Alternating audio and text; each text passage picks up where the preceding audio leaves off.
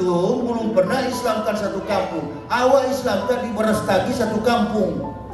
Sampai berdiri masjid. Coba tanya pengurus masjid di Benteng Tengah, Masjid Al-Hidayah. Sudah berdiri 100 kepala keluarga lebih. Kenapa kami bicara seperti dokter yang jujur? Itu Ustaz. Ya kalau sekarang susah, ada pelawak jadi Ustaz. Iya tahu, saya bukan tidak tahu. Budgetnya harus naik pesawat.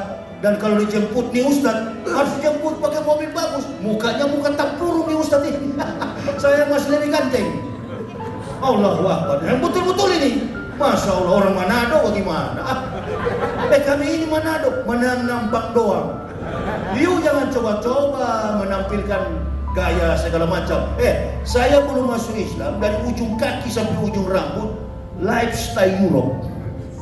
Dari cabang itu saya kickers, pentofel, belly dan lain sebagainya. Kesana kemari saya dengan setelan jas. Sekarang saya begini. Bangga saya, bukan saya menyesal.